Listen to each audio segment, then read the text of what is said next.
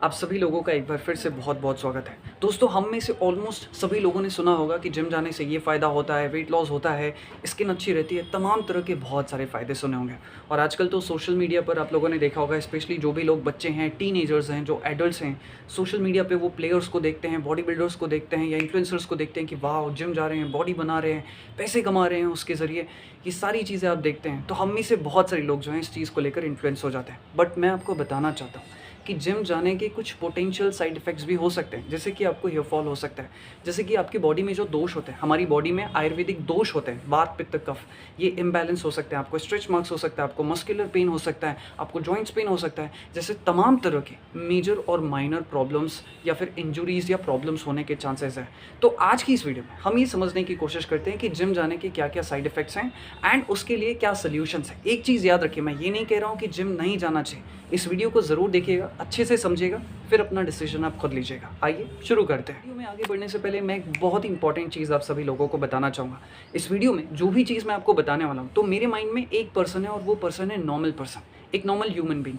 मैं उन लोगों की बात नहीं कर रहा हूँ जो एथलीट्स हैं, जो प्रोफेशनल प्लेयर्स हैं, प्लीज़ मैं बात कर रहा हूँ एक नॉर्मल पर्सन की। तो उसी पर्सपेक्टिव में ध्यान रखकर ये वीडियो मैं बना रहा हूँ। दोस्तों, समझते हैं कि जिम जाने के क्या-क्या साइड इफ़ेक्ट्स या फिर आपको नुकसान हो सकते हैं। अक्सर क्या होता है, सबसे पहले ये समझ लेते हैं, एक लड़का होता है या फिर एक लड़की होती है, महिला होता है या पुरुष होता है। हम देखते हैं कि यार किसी की बहुत अच्छी बॉडी है, तो लड़का इंप्रेस होकर जिम चला जाता है कि भाई मुझे भी ऐसी बॉडी चाहिए, या मैंने फ़िल्मों में देखा है तो मुझे भी ऐसी बॉडी चाहिए, जॉन अब्राहम जैसी बॉडी चाहिए। या फिर कोई लड़की है, किसी लड़की का अच्छा शेप देखा या किसी हीरोइन का शेप देखा या किसी अच्छे का अच्छा कुछ देख लिया आपने, तो आपको भी लगता है कि मैं भी कुछ इस तरीके से करूँ तो बहुत अच्छी बात है। देखिए, अच्छी बॉडी बनाना, अच्छा शेप लाना, अच्छा वेट मेंटेन करना, फिट रहना, ये बहुत अलग चीज़ है।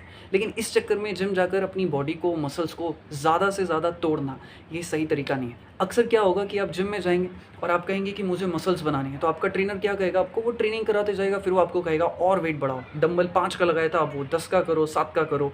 या फिर किसी को वेट लॉस करना है तो वो उनको कहेगा कि अच्छा ठीक है, आप अपने रेपिटेशंस बढ़ाओ, पहले आप इतने लगा रहे थे, अब ये इतने-इतने जो है बढ़ाते जाओ।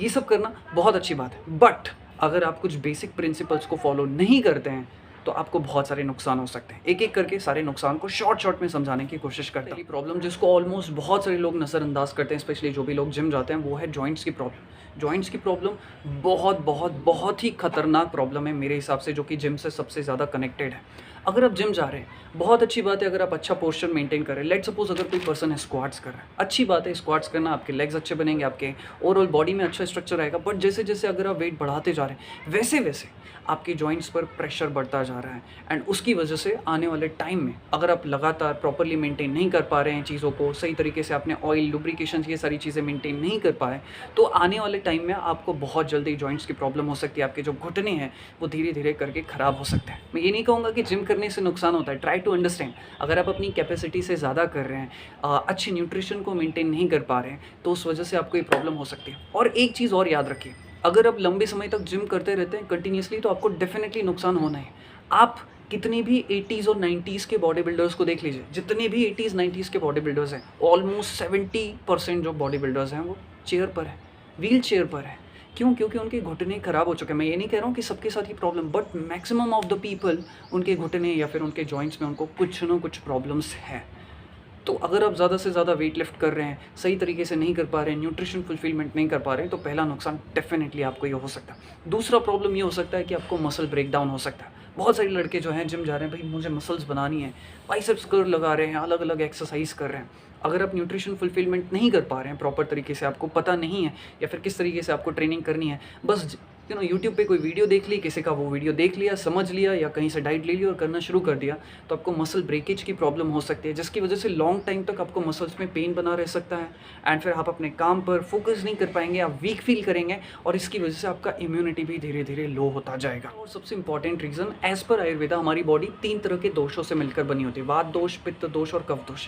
ये 3 तरह की एनर्जीज़ है जो कि हम सबकी बॉडी में होती है।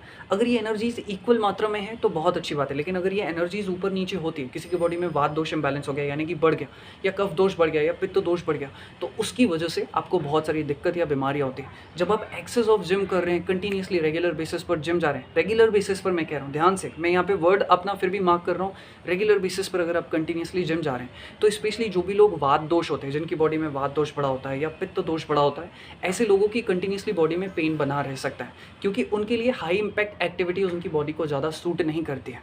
तो ऐसे में आपको जो है आपकी बॉडी में दोष इम्बैलेंस होंगे, फिर आपको मेटाबॉलिज्म की प्रॉब्लम, ब्लड सर्कुलेशन स्लो होने की प्रॉब्लम, फटीगनेस की प्रॉब्लम, वीकनेस की प्रॉब्लम, इंसोम्निया जैसी कुछ प्रॉब्लम्स भी हो सकती है। एक और बहुत इंपॉर्टेंट चीज़, अगर आप एक्सेस ऑफ वर्कआउट कर रहे हैं, ज़्यादा वर्कआउट कर रहे हैं, जिम करने की बहुत आदत पड़ गई, तो इससे आपको हेयर फॉल, हेयर थिनिंग जैसी प्रॉब्लम तक होने के चांसेस है।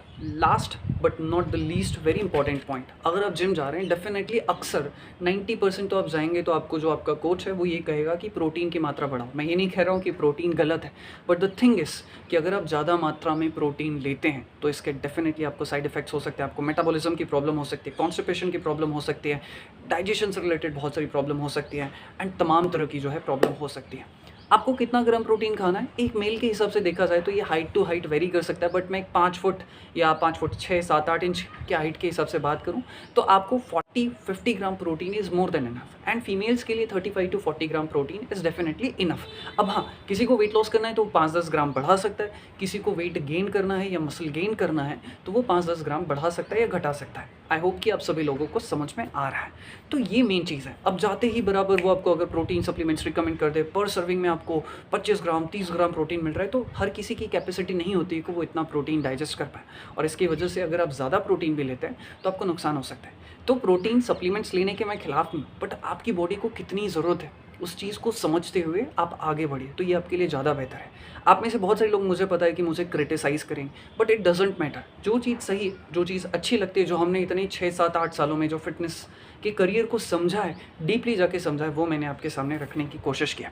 एक चीज़, दो चीज़ मैं यहाँ पर और आप सभी लोगों को बताना चाहूँगा। हम में से बहुत सारे लोग देखते होंगे ना एथलीट्स को कि वो कंटिन्यूसली जिम कर रहे हैं, मसल्स ट्रेनिंग अच्छी कर रहे हैं, एवरीथिंग सोशल मीडिया पे देखा, बड़े बड़े प्लेयर्स को देखा, रोनाल्डो, ये Virat Kohli, they are doing huge training, good training.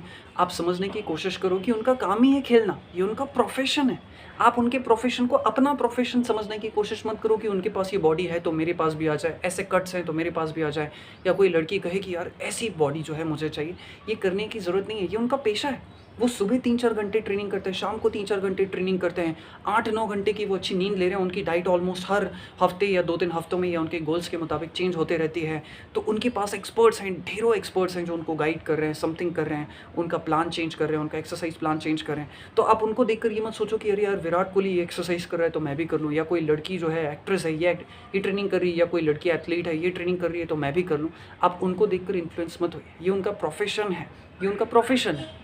तो इस चीज़ को लेकर आप इन्फ्लुएंस मत होइए। वो प्रॉपर सफिशिएंट स्लीप ले रहे हैं, वो प्रॉपर अपना खाना ले रहे हैं, as a normal human being ये हमारे लिए मैनेज कर पाना मुश्किल ही नहीं, शायद नामुमकिन है। तो प्लीज़ आप उनकी लाइफ को देखकर इन्फ्लुएंस मत होइए।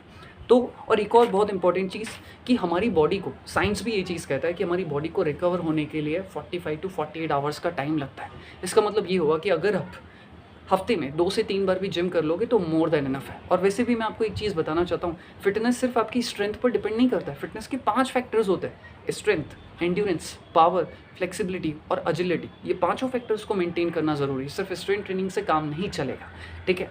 तो इसीलिए जिम जाने के साथ साथ हफ्ते में 1-2 दिन जिम कर लिया भाई, मोर देन इनफ है। 2 दिन कर लिया, 3 दिन कर लिया, मोर देन इनफ है। इसी के साथ ही साथ आपको थोड़ा सा योग, हल्का फुल्का कार्डियो एंड कुछ अलग अलग एक्टिविटीज़ में भी पार्टिसिपेट करना चाहिए, ताकि आपका ओवरऑल अच्छा हेल्दी जो है डेवलपमेंट हो सके। आपका ओवरऑल बॉडी में जो ये फैक्टर्स हैं, strength training, strength, flexibility, agility, ये सब कुछ मेंटेन हो सके। आई एम श्योर कि मैंने अपनी तरफ से अच्छी चीज़ें आपको कन्वे करने की कोशिश की। इसी के साथ इस वीडियो को समाप्त करता हूँ। थोड़ा बड़ा हो गया, बट आई एम श्योर कि आपको ये कॉन्सेप्ट समझने में आसानी रही होगी कि क्यों आपको कितना जिम करना चाहिए और कितना नहीं करना चाहिए, और किस चीज़ का कितना ध्यान रखना चाहिए। इसी के साथ इस वीडियो को समाप्त करते हैं। मैं दिल से आपके स्वास्थ्य की कामना करता हूँ। किसी को हर्ट पहुँचाना, किसी जिम के खिलाफ मेरा कोई ये नहीं है। जो चीज़ सही है आपके लिए, जो सही है, और हमारा फ़र्ज़ बनता है कि जो हमारी ऑडियंस है हम उसको राइट चीज़ें पहुँचाएँ।